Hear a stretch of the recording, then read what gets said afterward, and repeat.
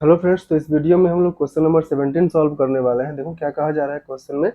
How much momentum will a dumbbell of mass 10 kg transfer to the floor if it falls from height of 80 centimetre.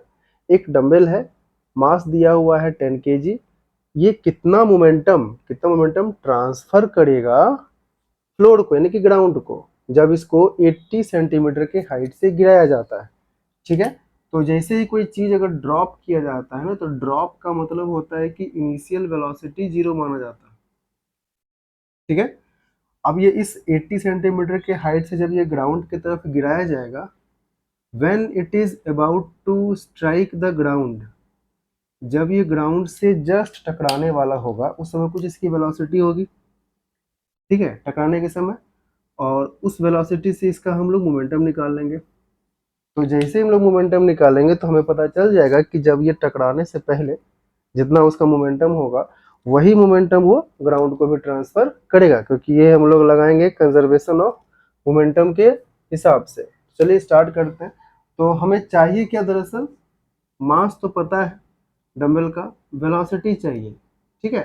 तो velocity का कोई रास्ता हमको दिख नहीं रहा, तो एक रास्ता ये है कि 80 सेंटीमीटर इनिशियल वेलोसिटी प्लस एक डाउनवर्ड एक्सेलरेशन है जो है 10 मीटर पर सेकेंड का स्क्वायर। ये डाउनवर्ड एक्सेलरेशन लग रहा है। ये सब डाटा से हम लोग निकालेंगे फाइनल वेलोसिटी।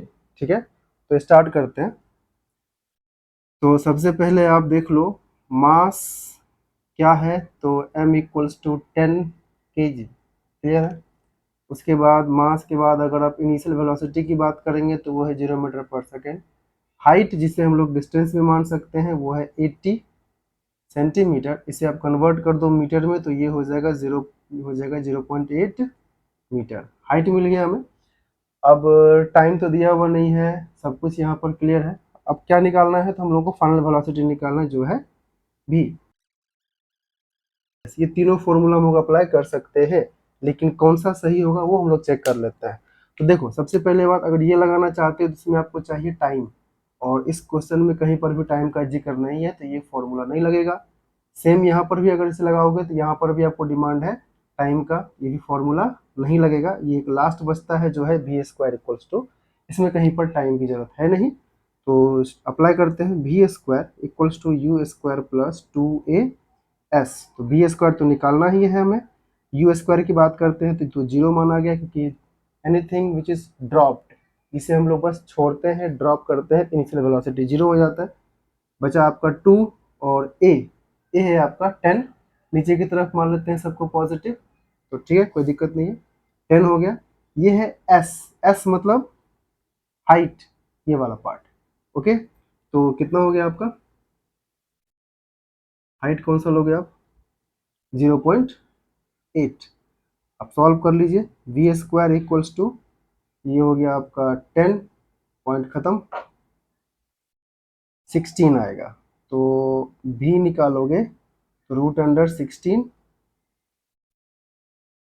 तो final velocity v equals to 4 metre पर सेकेंड। ये मिल गया आपका फाइनल वेलोसिटी। उस हिसाब से मोमेंटम ऑफ डंबल, तो m भी हो गया।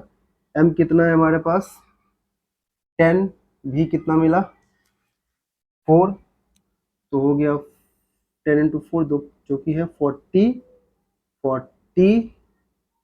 kg मीटर पर सेकेंड। ठीक है। ये तो मिल गया जब ये टकराने वाला होगा उस समय। तो कंजर्वेशन ऑफ मोमेंटम के अकॉर्डिंग आप लगा सकते हो। तो अकॉर्डिंग टू यहाँ लगा दीजिए, according to conservation of momentum, momentum transfer to the ground, momentum transferred to the ground, ये हो जाएगा सेम 40 kg मीटर पर सेकेंड।